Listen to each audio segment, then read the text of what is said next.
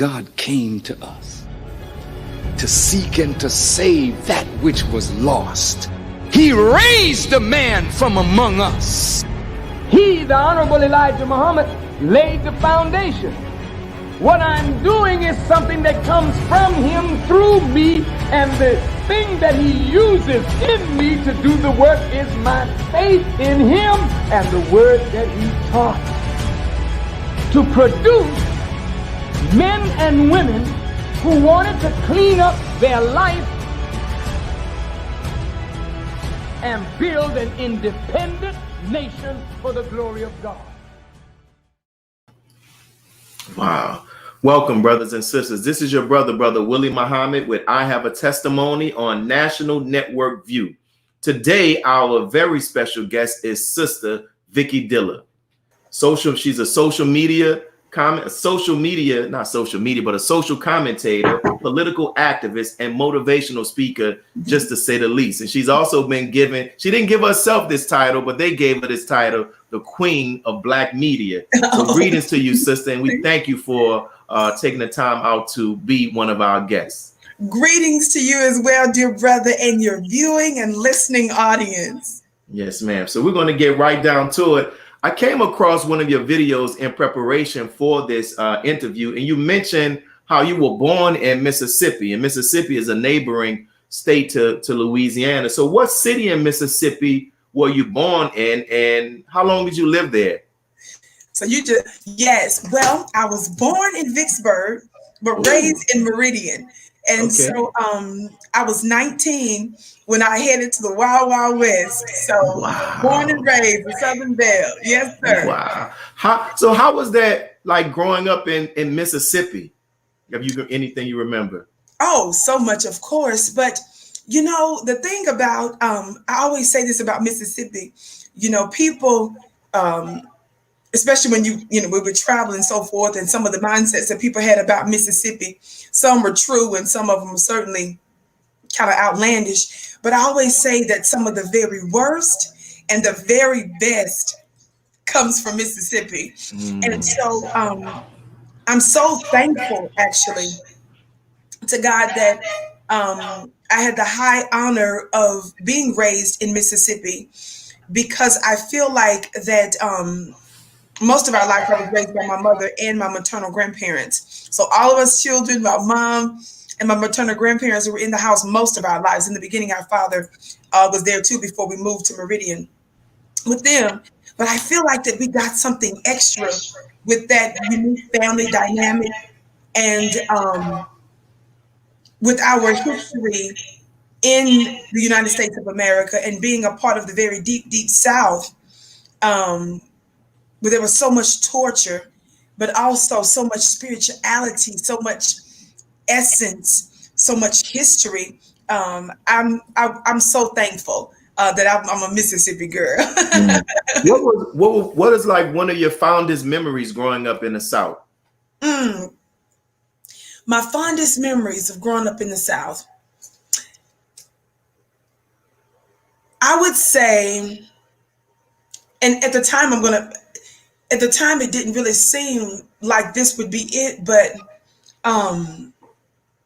I think my spiritual, connection, in essence, I think that's the greatest memory. That's the greatest thing I believe that I got from the South. But my memory, in terms of one of the greatest memories growing up in the South, I'm definitely going to say family.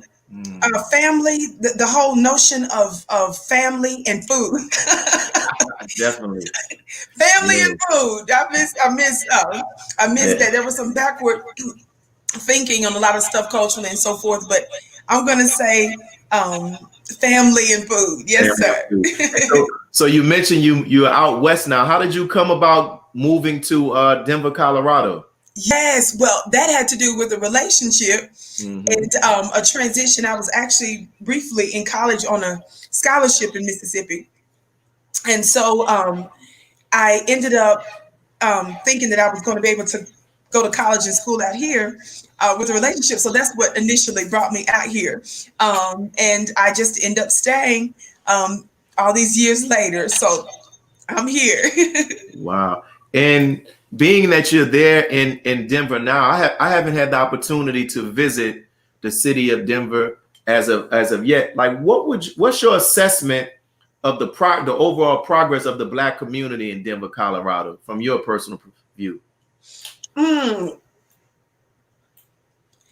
I'll say this.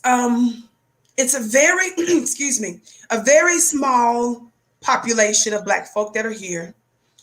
There are prominent geographical areas like Five Points and so forth that Denver is known for, but there was an extraordinary history in terms of Black settlers and this whole notion of the West and Black folk that really made a lot of things happen in the West that we're often not given credit for.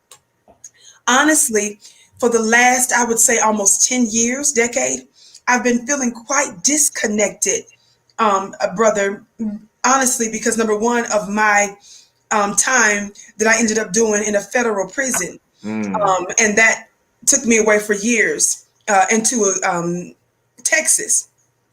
That's one major thing, obviously. And then for the last 4.5 years, I've been battling a major autoimmune illness related to one of my organs. So prior to COVID, I was restricted and not permitted to be publicly engaged very much, which is why I was so thankful to God for the door that opened for me to make some impact using a laptop and my phone from home for a few hours. So in that sense, I feel disconnected. But in terms of what I've picked up and what I was engaged in directly when I was on the front lines, if you could say that, my assessment is, I think that we're just simply a microcosm of the macrocosm, in a world, but just smaller because it's Denver, it's Colorado, and our population is much smaller here. And so, but you have your Mayor Hancock, Black mayor, former well-known other mayors and politicians here. But in terms of that, again, I just think that we're just a reflection of everything that else that's happening in the country, just a smaller percentage. Wow. Well, sister, we pray for your healing from the top of your head to the sole of your feet. We ask Almighty God Allah. And I didn't know that Denver had a Black mayor, and what you said, that makes sense. Like, it's everywhere you go, you pretty much is a microcosm of the big issue that we face all throughout America. You mentioned about your incarceration, and you're very open about that. You're very transparent about your arrest, your incarceration. And I personally, I'm not interested in the details of such, but I would like to know how you respond to your critics who attempt to use your past as a way to discredit and silence your voice. Such a great question. I remember talking about Mississippi and being raised by a beautiful, upstanding, and religious mother and grandparents. And certainly they were not perfect. We certainly had our hiccups. And, all of my family would bear witness to that. However, I'm extraordinarily blessed. I am very rich for real because of my lineage and my family values that were instilled in us. So a part of those values had to do with standards. We had them. So you'd be hard pressed to find very many of my siblings and like my mom and grandparents that are involved in criminal activity, brothers smoking, drinking, cussing. And I'm talking about, what your family do in secret, right? Aside from what what you may show at the mosque or the church and this kind of stuff. Born and raised in a New Prospect Missionary Baptist Church, they live the life for real. And so the idea that I could even be indicted, the idea that I could even be labeled was like a huge, I'm someone that fought, one speeding ticket that was, an injustice. But the idea that I would be a felon and I never smoked weed, I don't know what it means to be buzzed or high or any of that stuff. So the idea of that title attached to me initially was devastating. But my spiritual walk and really the supernatural encounters that I had leading up to it and me having a greater purpose and an understanding of what this meant for me and my destiny and my purpose, I embraced it in all of its difficulty. There were times I was certainly perhaps more defensive of myself, but then over time, as one of my dear sisters that I was locked up in prison with, she was talking about, girl, you know how they gonna see you, you know, brothers and you being in a relationship with you when you get out and all this other stuff.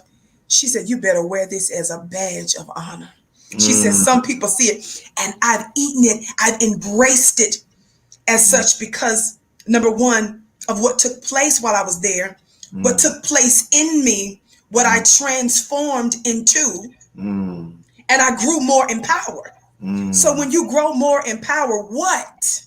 And then I know that I'm in good company because our greatest, what some would call our ascended masters, our greatest that we look up to all the way from, you know, I'm certainly not comparing myself to that. I'm just saying that those that have been in prison, like even the Honorable Elijah Muhammad, you know, like Malcolm X, Dr. King, like Fannie Lou Hamer, I'm in good company. Obviously, my circumstances were a bit differently, but in terms of the targeting and in terms of the inner workings that perhaps some don't know about, it had to do with activism and standing for justice. So I embraced it. And so that's how, you know, I deal with it. And I don't allow the devil who gave me the label to turn around and use the label against me. No, I parlay that thing. And what do we say? Every knock is a boost. Is that right?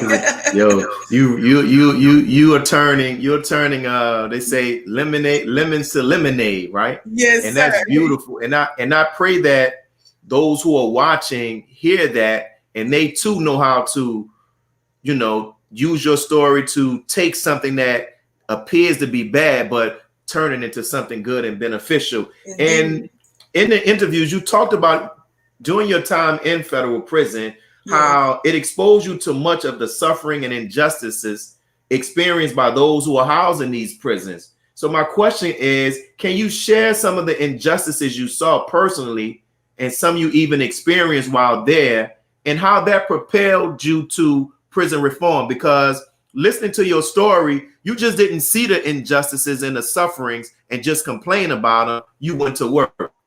Indeed. You know, I'll say this, and I didn't realize it at the time, right? Prior to my stint in the belly of the beast, I had a program that I had submitted to the state of Colorado that was approved. I was already going in, and it's very difficult to do some of that.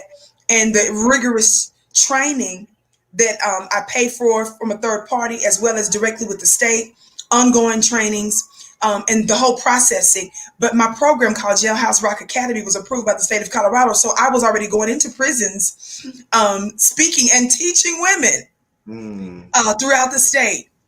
But the first seed that I remember being planted into me about those that were locked up didn't have to do with my mother or my grandparents or my siblings that were criminals or engaged in criminal behavior.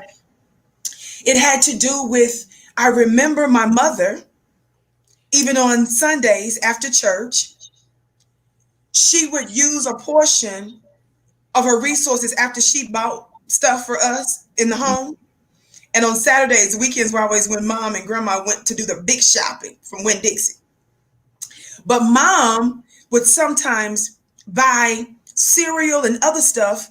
And I was a little girl, and I can remember she would go down to the county jail, and a brother at the church, nobody she, you know, certainly wasn't in a relationship with or anything, but just out of the goodwill of her heart, she would set aside food. She would buy extra food and take it down to the jail. And at that time, they would allow you to bring it. But I remember wondering, you know, why is it that I can't go upstairs with my mom? I was too little. They wouldn't let me go. And then I would see them checking in her food and checking the packages and not realizing they were checking to see if there was weapons or contraband or something in it. But at the time, so the seed of the least of these, those that were locked up, was really implanted in my heart as a child, as a young girl, by my mother. And I was actively engaged in the work that I was doing prior to me being there. So I was aware of it. Once I got behind enemy lines, of course, it becomes even more acute. And my understanding and knowledge became very personal. And I had an internal working of not only the women I was locked up with and some of their stories, and the numerous, because I was in several jails, several prisons and states before I ultimately made it to the Texas prison. I mean, I flew on a plane with one place, a bus, and the federal marshals transported me on several occasions. It was a tumultuous journey. So the sufferings of the women I was very familiar with, but to live with it, to hear it, to see it was pretty extraordinary. And that, a big part, is certainly a very deep spiritual deficit in many, if not most of them. And the catastrophic effects, not just of the criminal justice system, what it did to the women, but their homes were already in shambles, which made them susceptible to, many of them susceptible to prison in the first place. And a couple of instances I saw where mothers were locked up with their daughters. Wow. In some instances, being directly aware of stories of women who were there because they took a case for their man. They had already been in trouble with the law. They were getting close to sort of like a 3 strikes kind of situation, to where if they go back again, they were going to get 20 years.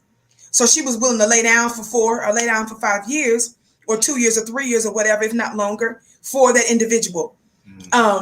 Seeing the effects, obviously, on the children, if the home was already in shambles, being away from that child further exacerbated some of those already existing tensions. Mental illnesses, drug addicted, being with these meth heads and drug addicts and stuff, and seeing what they did to maintain some of their addictions. And then also sexual perversions, that folks that would be heterosexual on the outside, some of them, you come into prison, they call it gay for the stay, what they did to cope, some of them, with other women in the prison, and how they maintained like marriage type relationships, and how they purchased commissary one for the other, and how they engaged and how they moved about, and how one had more of a masculine energy. So that the internal dynamics for me was the most prominent, and the staff at the prisons, from the wardens to the counselors to the case managers to administrators. It was very fascinating, because it was not just the inmates that were the problem. It was staff. And I have some stories about that I'll wait for later, but those are just some of the dynamics. Yes, sir. You sound like you have a book that's in the making, sister. You might definitely need to do that. They do. In one of your other videos, you talked about, I think it was the video you talked about how you survived federal prison. And one of the things you said that you did to maintain your mind and your spirit, you mentioned something that you referred to as shifts of prayer. So can you share with us the importance and the power of prayer? And can you describe to us your habits, the shifts of prayer that you would do when you were incarcerated? Beautiful, beautiful. What do you do when you are in a circumstance or a situation that's limited, restricted, small, toxic? You have to find a way to enlarge yourself. So in circumstances that seem to be so small and limited, and some perhaps at times perhaps dangerous and toxic, you have to become larger than the environment. And there wasn't any natural thing that I could do to make that happen. So I was already on a very powerful and intensive spiritual journey. I had a very rigorous spiritual routine, daily, weekly, monthly. But that changes when you're in prison and you're sharing the room or a unit, with 5, 6 other women. That changes when you're in one big room, depending on where it was, and you got 75 women in the same space. So how do I pray now? How do I tap into God when this one over here is under the covers doing God knows what with that one? This one over here is sniffing that one. This one over here is snoring. This one over here is playing games and talking loud. This one over here. And you're in an environment, that's contrary to everything that you know as peace and how I'm used to tapping in. So I had to go within, Brother Willie, and literally not just to pray, because there were circumstances and situations where I couldn't do it in the normal way. I became a prayer. I embodied prayer. So I became very intentional about everything I did. So if I was standing in line to get my underwear for the month, or standing in the line to go into the kitchen or the mess hall, because there's a whole lot of waiting in prison, right? Mm-hmm. I used that time, that silence, to meditate, to tap in, to pray. I would run 13.1 miles almost the last 2 years of the time that I was in prison, most days a week. I was getting awards in prisons for the number of miles I would run a month, hundreds of miles a month. And the inmates and the staff used to be in awe and wonder. And they would, the inmates would see my shoes, and I was buying them so much. They would literally have holes in them. And they would say, girl, you are literally, your shoes are on fire. I used the time that I was on the track to tap in. That was my secret. That was my secret to becoming larger than my environment, staying aligned, even in the most difficult of circumstances. And also the thing that I was initially most angry with the God about and resistant, I was forced to use my powers to do miracles for other people. Oh, yeah, we're going to get into that. Yo, listen. Powerful, sister. Powerful. You also talked about how another thing that you did, you mentioned how the value of the Final Call newspaper while you were incarcerated. Can you talk about that, how that was an aid for you as well? Indeed, I ate the Final Call newspaper. Literally, when you're waiting for your mail, and where I was located in the prison, when they do mail call, there was usually twice a day when they did mail call. And when the particular CO would go through the list and they're calling out the names, in anticipation of it, sometimes we would see the mail clerk come from across the street, with the basket of mail. And then on the basket of mail, there were, other containers that held the mail. And I would look for the manila envelope, because sometimes, even though mail call wouldn't be for hours later, sometimes if I just happened to be crossing, near the mail clerk that was coming from across the street to bring us our mail for the day, and I would see, a manila envelope, I had hope and thought, well, that looks like it's a Final Call newspaper. That's, my Final Call. And they would call Crow, Dillard Crow, and the Final Call newspaper. And we would oftentimes share our papers. If somebody else got Washington Post, New York Times, or whatever, some of the other inmates, if they happened to have gotten that, not everybody did, obviously, we would share. And when I would try to share the Final Call newspaper with the other women, I would reluctantly share my paper with them, but I started to let them read it first, because when I would read it, I would read almost every inch of it, to where I would have notes and markers that they would complain, say, girl, I can't even read this. What does that even say? You got an X on there, a circle on that, a triangle on that. So I said, okay, you got a minute to read this. I need this. Give them a time frame. Get it back to me and let them read it before I start marking it. I ate it. I lived it. It helped to keep me intelligent. It kept me spiritually aligned. That came about. I asked my mother to get me a subscription, and I had it for most of the time, most of the years that I was there. There were two sisters that at different times that were that I came to know that had some connection with the nation. And so because of their desire for the nation, and the prison had to accommodate their particular spiritual needs, they were kind enough to let me sit in on some of their times in the chapel area to listen to DVDs. And some of the DVDs were restricted. The prison still restricted some of the ministers' certain types of DVDs that they were supposed to have, and information. So I use it as a supplement. And the reason I asked my mom to get me that once I knew officially what prison I was going to be doing most of my time in is because before that, while I was going through, prior to even the trial, when you go through the level of warfare that I was going through, high level officials that I was fighting on multiple levels as an activist and some more stuff, the little regular little spiritual people weren't breaking me through. That wasn't no encouragement for the level of warfare I was going through. You feel what I'm saying? I didn't get comfort or insight. And frankly, dear brother, while my mother and I were illegally removed from one of my properties, and I was fighting and suing the city at the same time in my nightgown, we were in a temporary place together, surrounded by some of the stuff. Well, most of my other stuff I ended up having to let go after losing most of my previous to that real estate empire, if you want to call it that empire.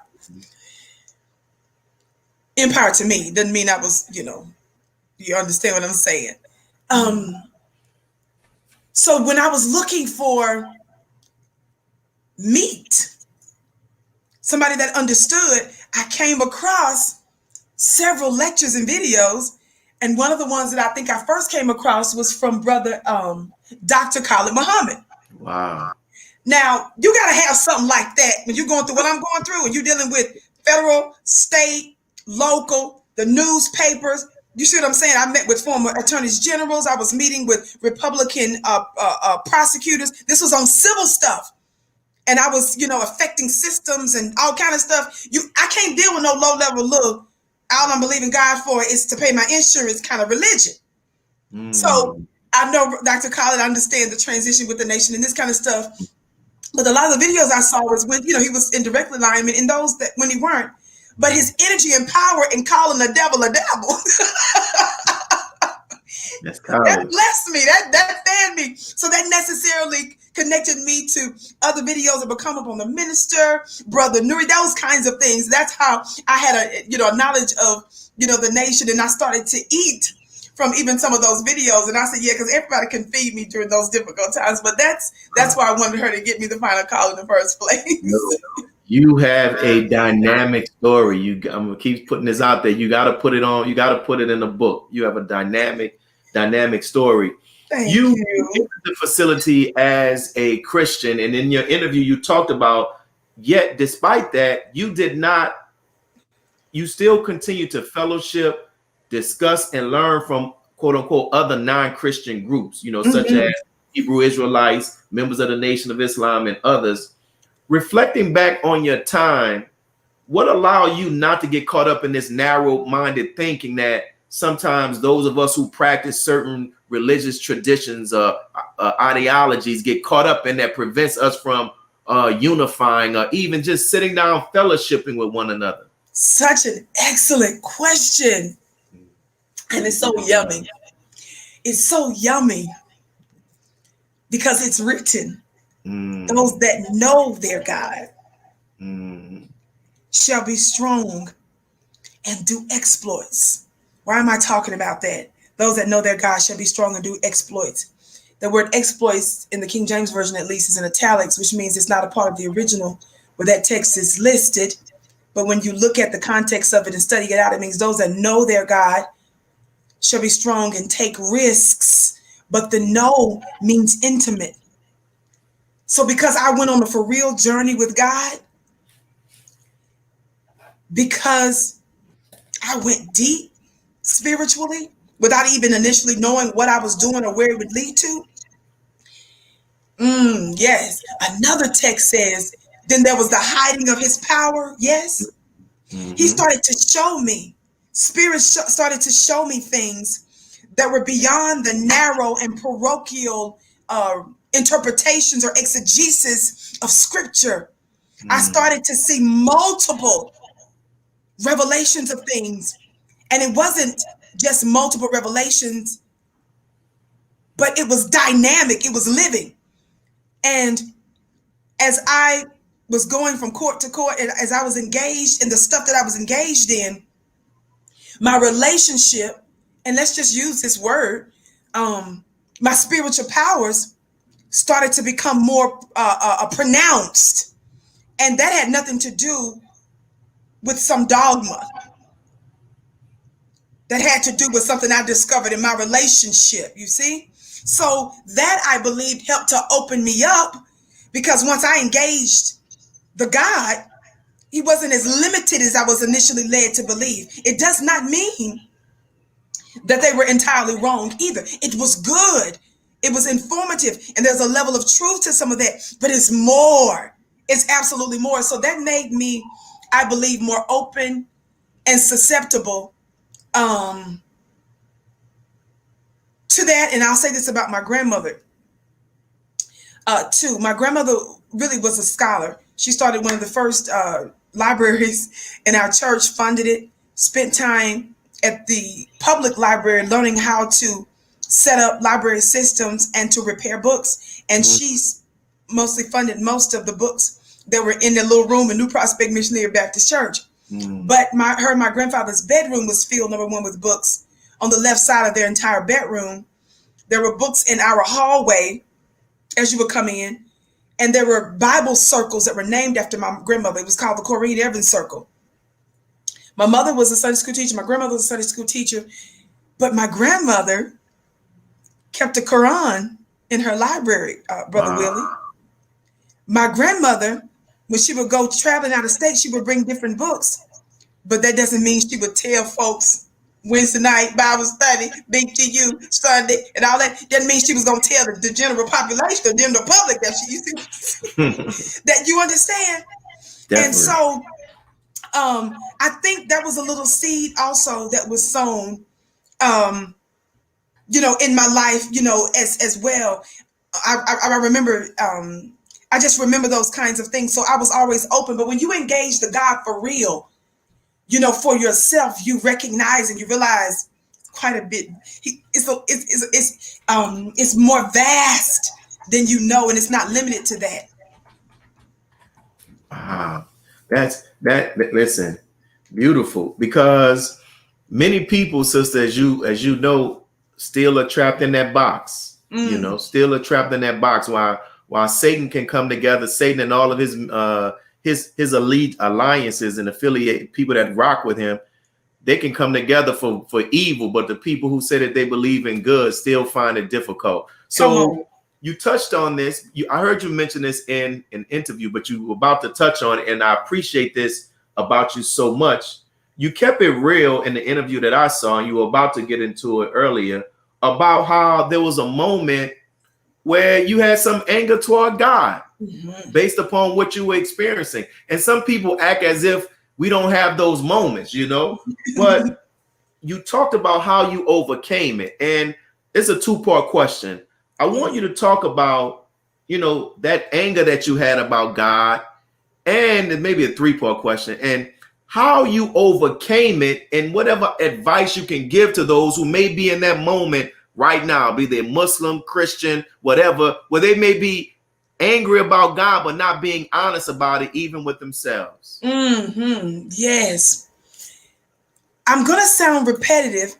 And I know, and again, I can't, of course, we can't see all the comments or anything, but I know that this interview is played on a few platforms and on Facebook and Twitter and wherever else, YouTube, and perhaps those later that might be watching. And it's not just about the number. Obviously, it's the quality of the individuals that are listening. And I want those that hear me to really, really, really, really hear this. It sounds repetitive, but the way I can admit it with ease and overcome it, and it took some time, is because it's a for real relationship. which means it's a commitment. And I could be honest and knew God wasn't going to throw me away because of my honesty, because I'm in a real relationship. You feel me? So that's number one. And because of that commitment to the stuff that I'm made up of, when I went on my hunt for who I was, and when I went on my hunt to know God and my purpose, that was a commitment, you see? And so in relationships, you can be upset with your mom, right? In relationships, you can be upset with your spouse. In relationships, you can be upset, with your children. But there's a commitment, there's a connection. But what helped me to overcome it is my anger, my disillusionment,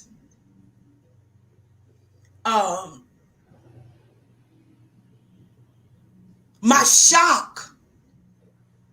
I was in disbelief even when I was being shackled, brother. When they black boxed me, shackled me, and I was on a plane and was in Kansas. When I was in Oklahoma, when I was in 3 or 4 different jails and so forth here in Colorado, even before they took me to these different states, and then ultimately Texas. When I was in each moment, it was like an out of body experience. I didn't have time to even really catch up with one thing, the other thing, because stuff was moving so fast and there was so much that wasn't known while I was still trying to appeal. You see what I'm saying? All these things were happening. And so because it was a commitment and because it's a true relationship, instead of it driving me away and I'm out of here, God, it pushed me further to the spirit to inquire, what is this? I pressed in further. I gazed harder. I meditated more. I began to embody this thing, everything that happened, every movement, every little thing. What is this? It drove me to that. So in my anger, in my hurt, in my whatever, it wasn't the hurt that I'm done, God, fully. It wasn't.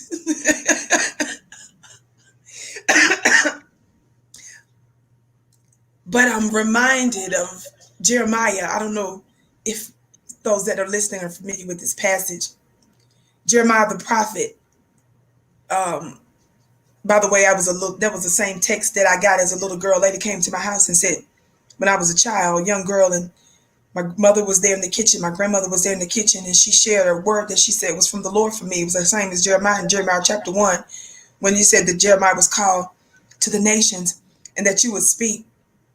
And I was a child, and she said, this was a word for you. Jeremiah said something later about God. He says, God, every time I open up my mouth for you, every time I do this, I get in trouble. And Jeremiah made a commitment to God and said, you know what? I'm not even going to speak for you. I'm done. I'm good.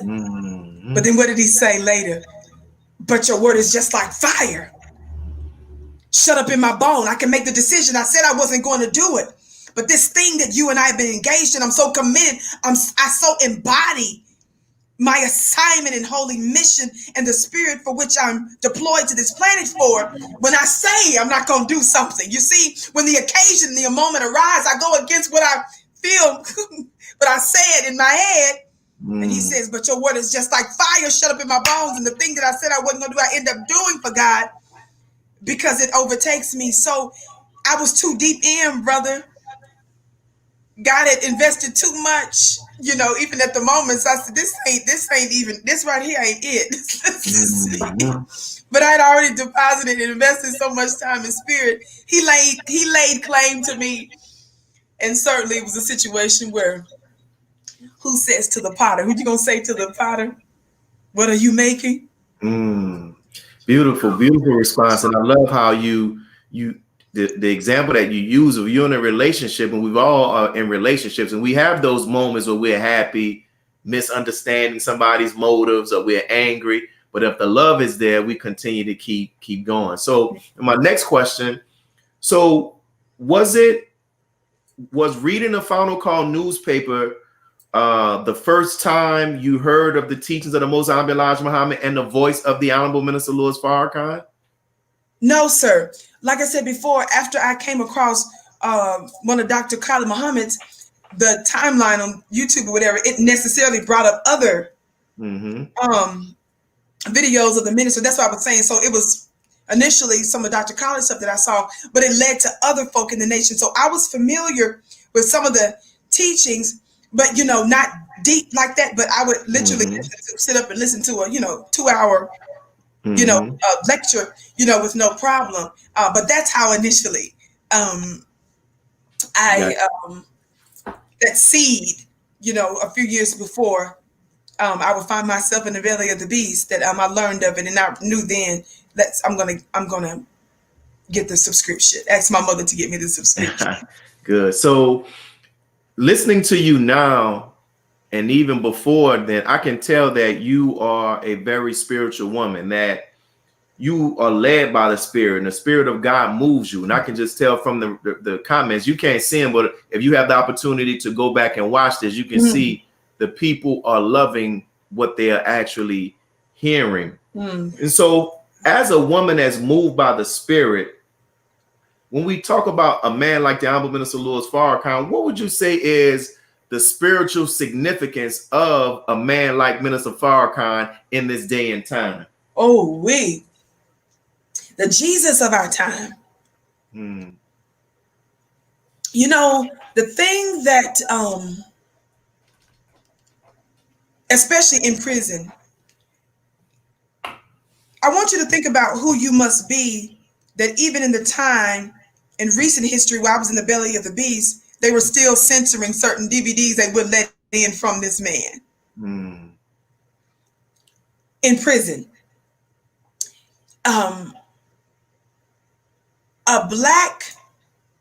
I got into an argument with a black chaplain. He was a priest, an African priest. And there were different chaplains in spiritual persuasion sometimes that would be over the particular part of the prison that I was in. And this African priest got into an argument because he found out that not only was I attending the non-denominational or Pentecostal type services, not only was I attending some of the Catholic services, but I was also sitting in, because you have to, everything is accounted for. You got to sign in. It's all records for everything. And he's over all of that. He saw that I was sitting in with the sisters that were listening to the Nation of Islam's messages and books and materials. He called me in on it and was upset and yelled at me over Minister Farrakhan. And the way he said his name was Farrakhan with his deep accent. And I just thought to myself, this African immigrant who is a Catholic priest, intelligent, numerous degrees, is so bothered by me sitting in, listening to some of the teachings, and was so, he was very angry about that. Like I say, literally got into an argument with me about it and raised his voice about it.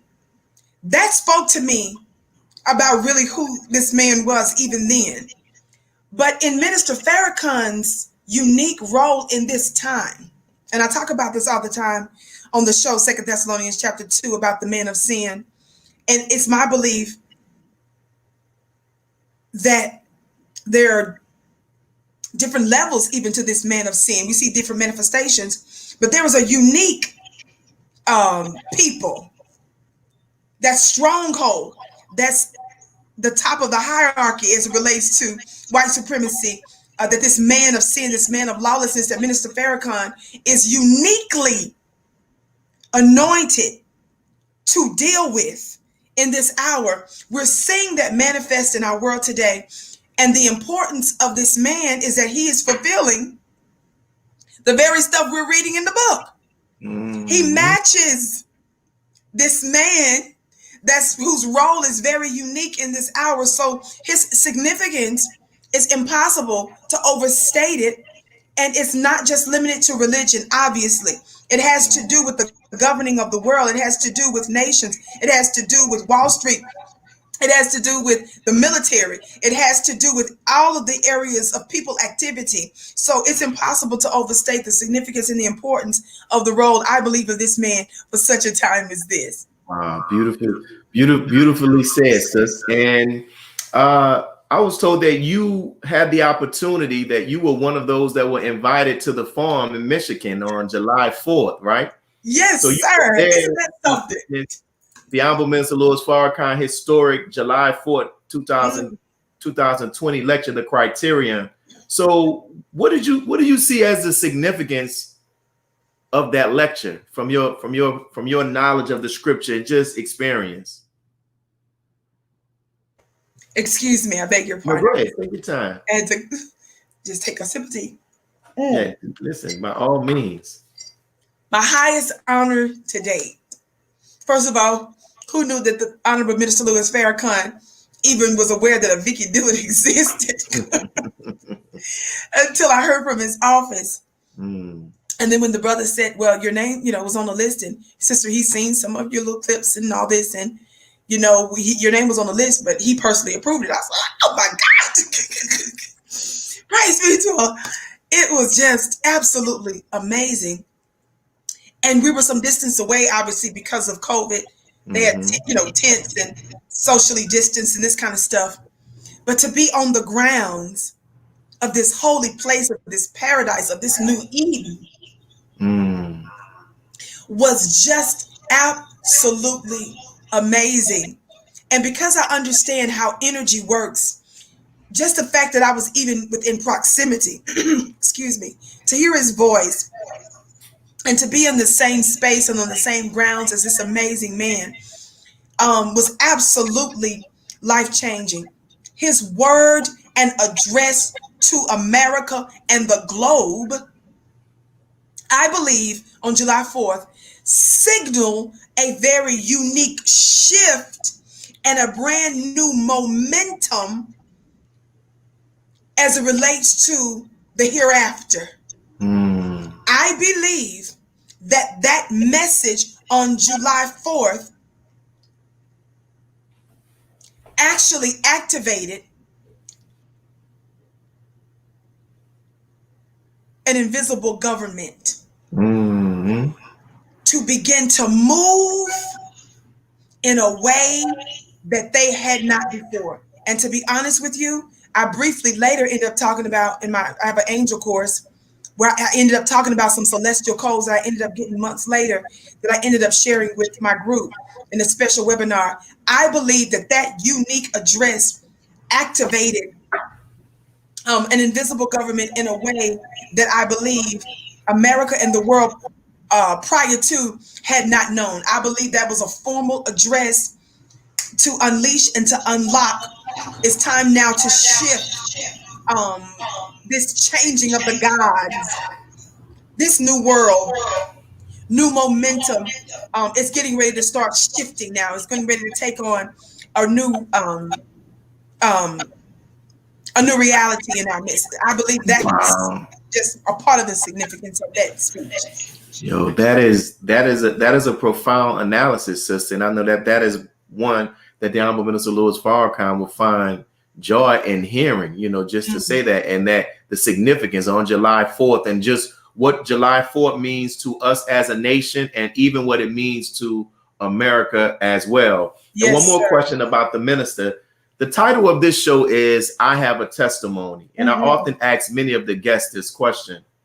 If you were selected to, let's say, stand before the world and testify 3 of the many great qualities that the Honorable Minister Louis Farrakhan has, what 3 qualities would you testify about of him, and why those 3 qualities? The biggest quality I would say is that he matches what's written. He matches what's written.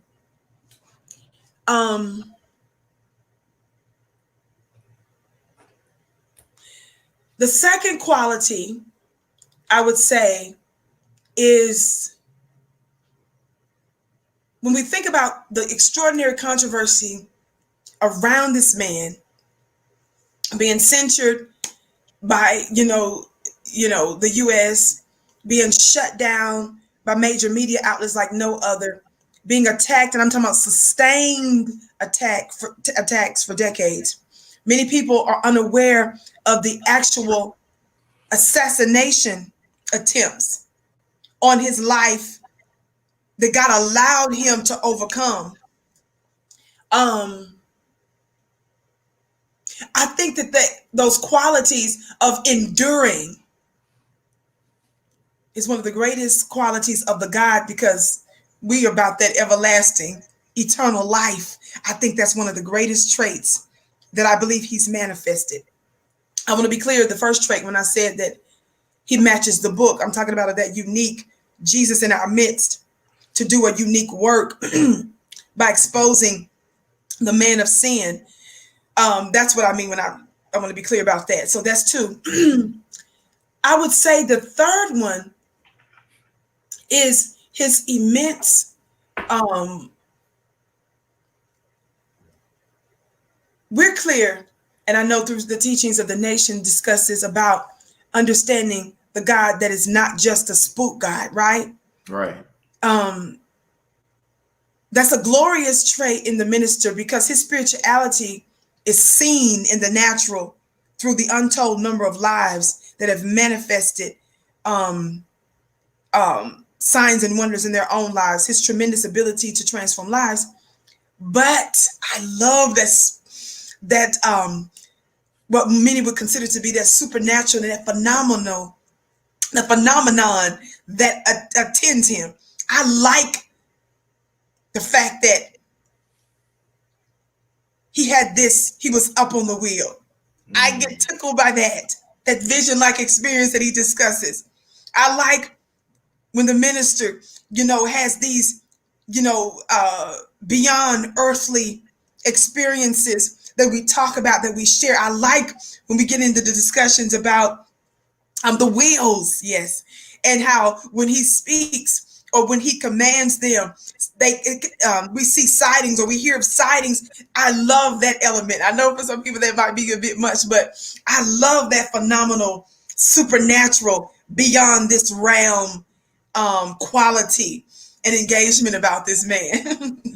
You have a beautiful way of explaining this, and I'm telling you, from a person who works with students and teaching, and even having experience in teaching from the rostrum, I understand it's a skill to be able to take real deep and sometimes complicated topics and subject matter and be able to put it in a way where people can get it. And I tell you do it by God's grace, Allah's grace. You do it quite effortlessly. It's resonating. I hope you get the opportunity to go back and look at this interview. You will see that your spirit is resonating with the people who are actually watching. And as I talked to you earlier, that's a gift from God. That's a gift that only God allows for that to actually happen. So as we get ready, we only have about 4 more questions. I want to ask you this, and it goes right in the core of what we're talking about.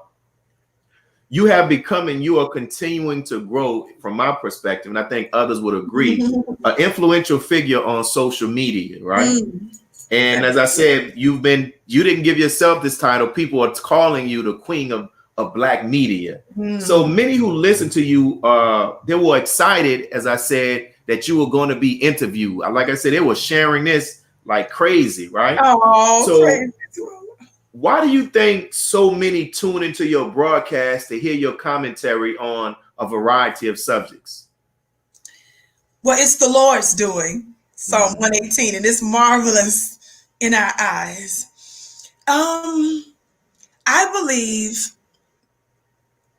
that I'm not from here. I believe that when we talk about soldiers and ambassadors and so forth, we typically use language, especially for military folks. They're deployed to a certain place because they know they have a unique assignment. I use that language to discuss what I do now in the earth. I'm deployed for such a time as this. And I believe that when you are operating in what you are created to do, the people, places, and things conspire. They come together to help you, to bless you for that moment, because this is what I'm born to do. This is a part of the reason for my existence. So this is a God plan, you see. And so because this is God's plan, then this is the main reason why.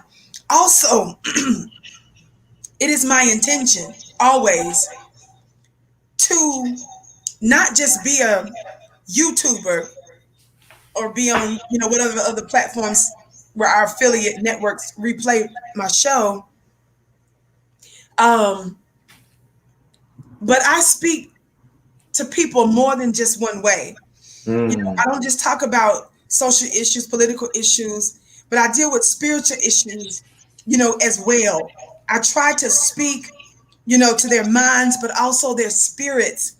And I think that when you speak to more than just the surface of the human being, when you scratch that surface, and then you go deep to the hidden parts, I think perhaps that that's a part of the attraction and magnetism. I don't pretend to be more than I am. There are certainly more people that have larger followings, but again, I'm on Your Black World and Fly Nubian Queen, and their affiliates where they're played and replayed. I'm also now with Brother Phil Scott. He has several platforms, but I'm on African Diaspora News Channel. That one has about 1.2 million subscribers there. I've been doing that for the last few months.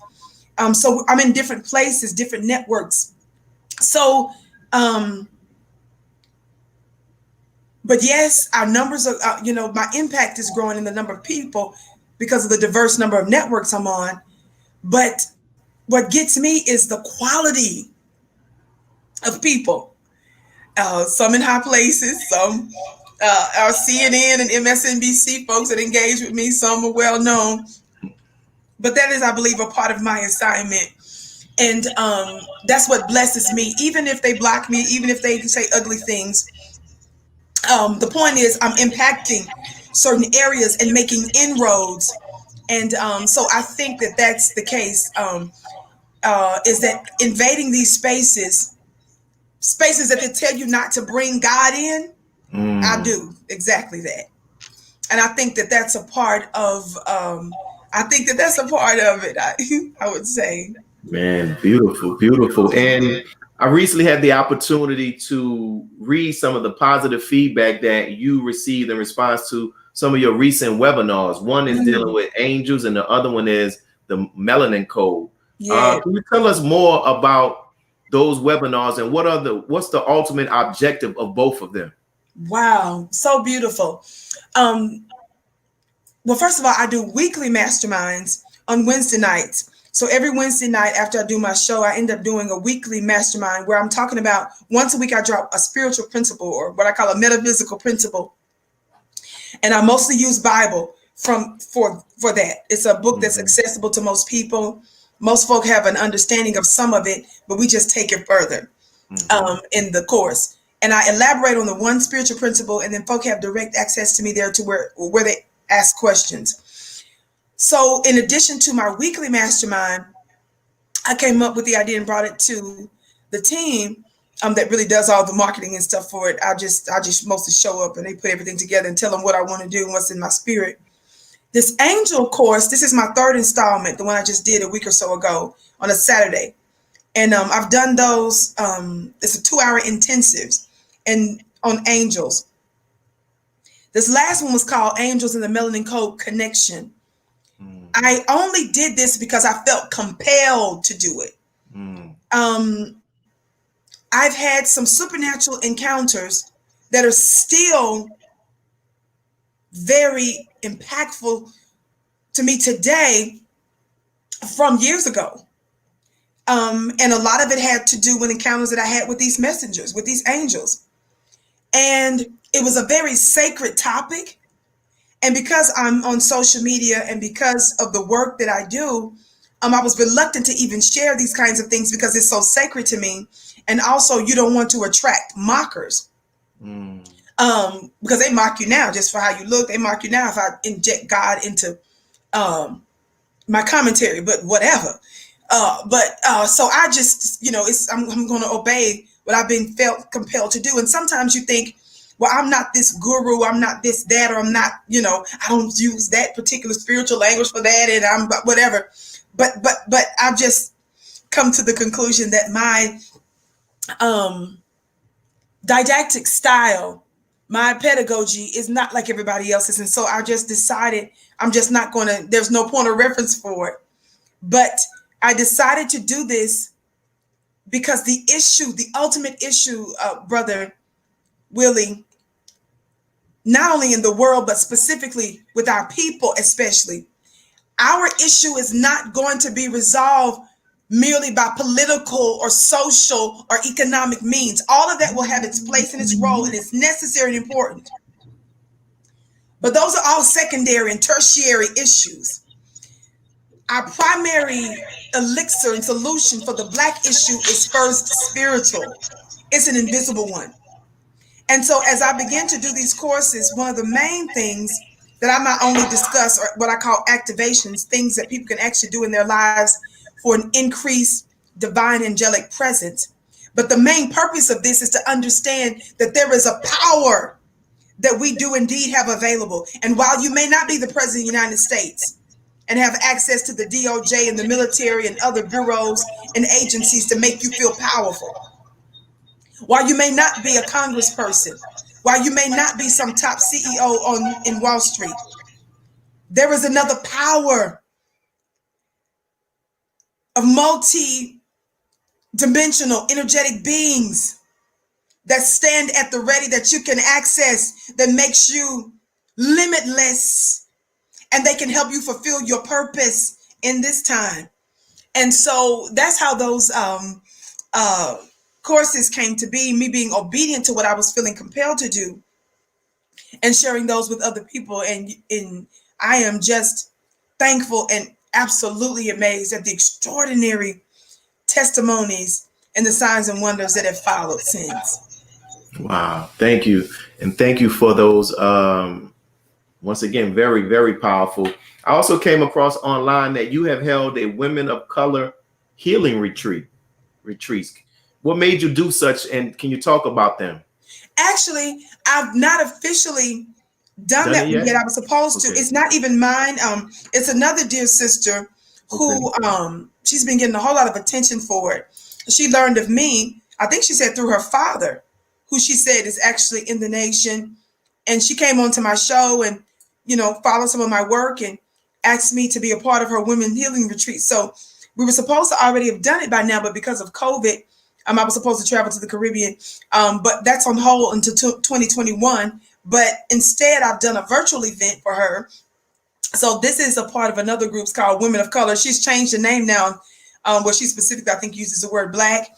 But it's a powerful group, and I'm pleased to be connected with them because her work is specific to Black women, understanding the need to heal the Black woman in more ways than one. So not only are they dealing with food, but they're dealing with the spirit. They're talking about natural things. They're dealing with the soul. They deal with yoga. They deal with all kinds of stuff. And they're bringing me in to talk about the political and spiritual and social aspects of Black people. So I've done a virtual event with them recently.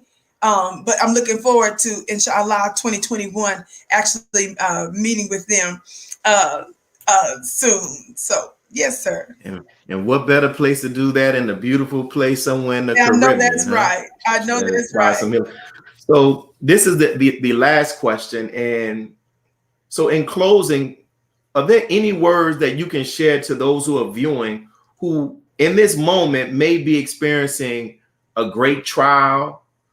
Anything that you can share with them that will inspire them to not give up, to keep on treading forward to the goal line? Mm-hmm.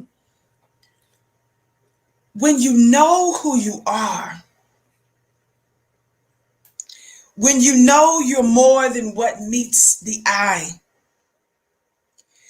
when you accept the instructions of the ancients that told us, first know thyself, I submit to you, if you know yourself, you know everything.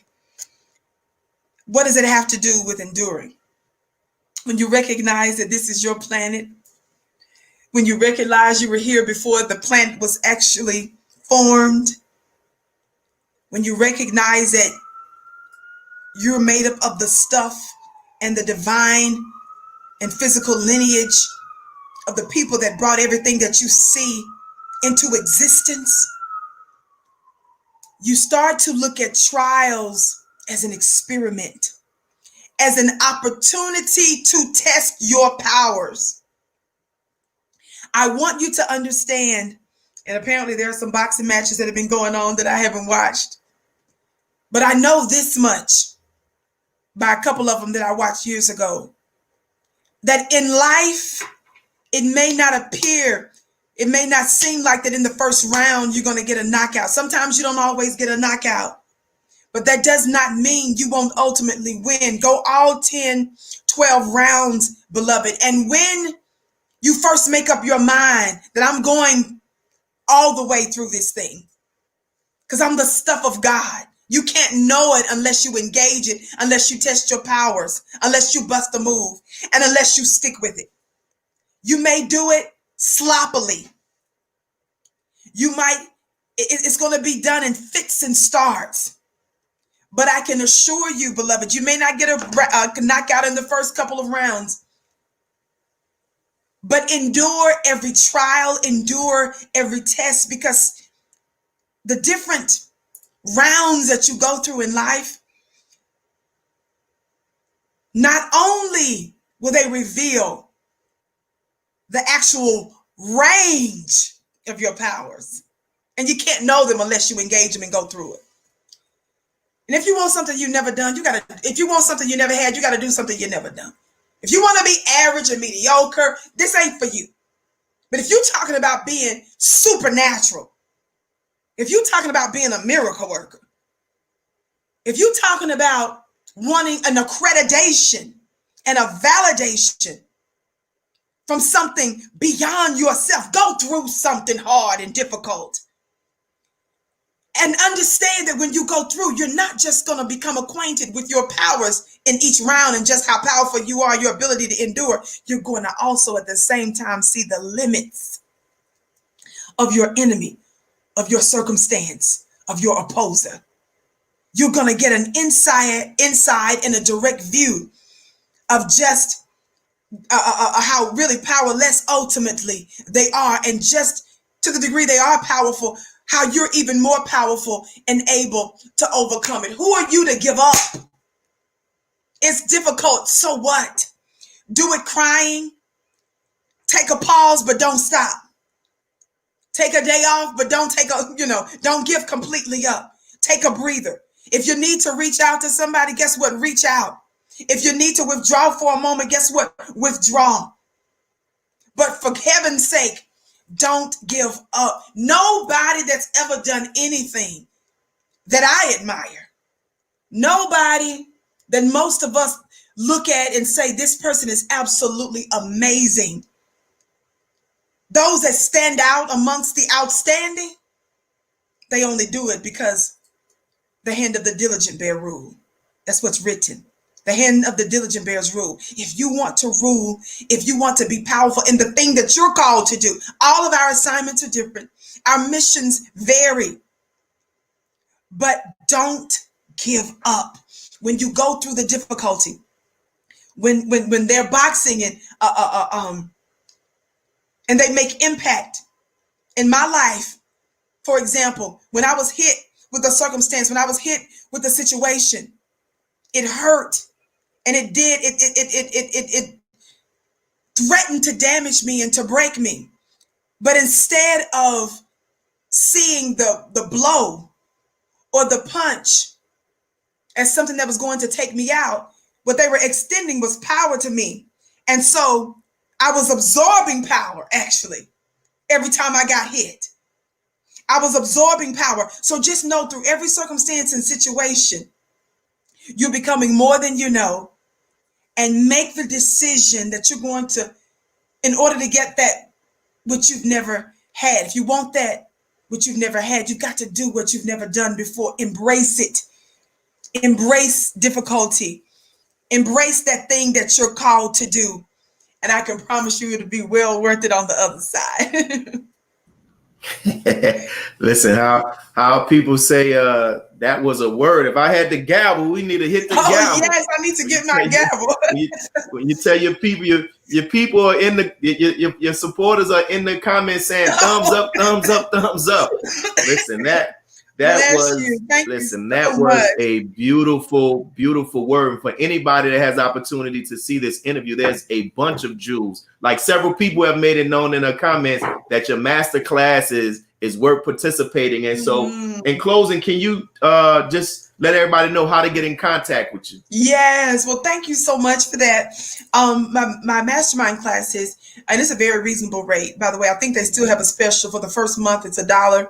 And after that, it's just a very nominal fee. You can sign up at clubvicki.com for that. If you want to still access my latest angel course, you can still do that and catch the replay. It's well worth it. 2-hour intensive at flynubianmastermind.com. That's Fly Nubian Mastermind. Like I mentioned before, my show is re-aired on several other networks. But if you want to know my predictable schedule where you can catch me live, you can always catch me Monday through Friday, 6:30 p.m. Eastern on FlyNubianQueenTV.com, FlyNubianQueenTV.com. Other than that, you can find me on social media, Instagram, Vicki X Dillard, and on Twitter at Dillard Vicki, and on my Facebook fan page at Vicki Dillard. Yes, ma'am. Yes, sir. And thank you, sister. And thank you for this spirited discussion, this spirited interview. And I pray that people who are watching it now go back and watch it, and those who catch it on the rebroadcast on the various streams that they watch it, and you'll be so pleased with the comments. So thank you. Want to give a shout out to our brothers who are behind the board. Thank all of the people that have been commenting. I can't say all your names because I might miss somebody. I don't want to make anybody upset, but listen, if we saw you saw we were posting your comments. We appreciate you doing it. So thank you all for tuning in to I Have a Testimony. Please share your thoughts with us. Can I just say really quick? Thank you so much, Brother Willie. What an amazing show you have. I have a testimony. I was thinking about all of my different court experiences, civil and otherwise and criminal, and the word testimony. Do you know when you give your testimony, that is a type of evidence, proof of something, that something exists. It establishes a fact. So I want to say thank you so much. This is a type of court. Here's a gavel that you're holding here, and you're providing untold, more than a preponderance of evidence of the realities of God and the impact that the nation and the Honorable Minister Louis Farrakhan and the Honorable Elijah Muhammad has had on untold numbers of people. And thank you so much, dear brother, for thinking of me. You didn't say that. You didn't put one more question in my mind. So I'm going to ask this last question. Yes. But also remember to come up. You got to come up with a title. A name for your supporters, something. I know, gallery. I don't know what it is. You got to work on that book. But what you said about it's interesting how God, like what God allows us to go through, those experiences can help us get a greater understanding of the scripture. Like from what you experience from the court proceedings, with your words about testimony, right? So it's not just something reading. No, you know about how testimony can be evidence. So my question to you is, and this parting question, from your perspective, why is it important for those who have been touched and helped and assisted by the Honorable Minister Louis Farrakhan that they testify of such a man like that in this day and time? It is a part of your power. It is a part of your power, number one, and it validates and confirms the reality of God on the scene by this divine avatar that is our dear brother and minister and more than a man, Minister Farrakhan. You provide evidence. Whenever there's evidence, obviously in the court, that means you're doing what? You're persuading a judge or jury for a particular verdict. You're a part of that. The scripture also says that we overcome, right? By the blood of the Lamb and the word of our testimony. There's a power in that. And so when you do that, not only are you building up this man, which is so important because he helps to shift the globe for the salvation of the globe. He's so unique for that. But in your own life, you can activate Christ's powers, the reality of that, by the telling of your testimony and by the living, of your testimony. I never, in the circles that I've been in, there are many, and of course they consider me, be a nobody compared to some of the other, cable network talking heads. But many of them have attacked Minister Farrakhan in order to appease, white people. And the beauty in the platforms that I'm on that I love so much is I get to do the absolute opposite. I go in harder. Every time I go in even harder when they make an attack of the Honorable Minister Louis Farrakhan. I go in even harder. It's my privilege. And from that, even though I may be hated and they can't stand me and some of the other circles, what they don't understand, I've been telling my audiences for the longest that baby, power in this season is not even coming from them. Power in this season is coming from the ground up. It's coming from the nobodies. It's coming from the voiceless. And so you ensure your own salvation and others when you embrace this testimony. And it's not the time to be swayed by or intimidated by your oppressor and your open enemy. We don't take our cues from the people that killed us and sodomized us and murdered us. We don't take who you talking about, Mr. Farrakhan? He's anti-Semitic. We don't take our cues from the people who raped my ancestors. You see, we don't take your word for it. What we know for sure, John chapter 8, the devil is a liar. He's just not the father. Everything he says is consistent with his character. So first of all, I teach this in my audience. Whenever somebody comes out saying anything about your black brother, your black sister, before you even engage in the comment, you ask for 2 forms of ID. You first figure out on the talking. We're not even probably gonna get around to what you just asked me until I figure out who in the world you are. It's the same thing that God said in the garden when he was looking for Adam and the woman. And they told him that we ran from you. We were hiding ourselves because we were naked. He'd asked a very important question. He said, who told you that? And I said that you always say that. Always ask the question, who told you that? Because it's the devil impacted influence and what I look like taking my cues from a devil. And so we have to be very clear about that and double down, triple down on our support. We don't take our cues from our open enemy. Their world is ending right now. So we embrace and we publicly stand by and endorse and lift high the name of our people and certainly our brother and friend, Minister Louis Farrakhan. Yo, we're talking about the microphone is smoking. The microphone is on fire. Thank you, sister. Thank you, Brother Willie. And I pray that everybody that watched this video, go and reshare it. Go and reshare it because souls were touched today and some testifying was surely going on. They said, you quoted the scripture, how the dragon was defeated. Definitely we defeated some dragons today. So thank you all for tuning in to I Have a Testimony. Please continue to share your thoughts with us in the comment section below. Follow us on social media. This is Brother Willie Muhammad with the National Network View. Peace. God came to us to seek and to save that which was lost. He raised a man from among us. He, the Honorable Elijah Muhammad, laid the foundation. What I'm doing is something that comes from him through me, and the thing that he uses in me to do the work is my faith in him and the word that he taught.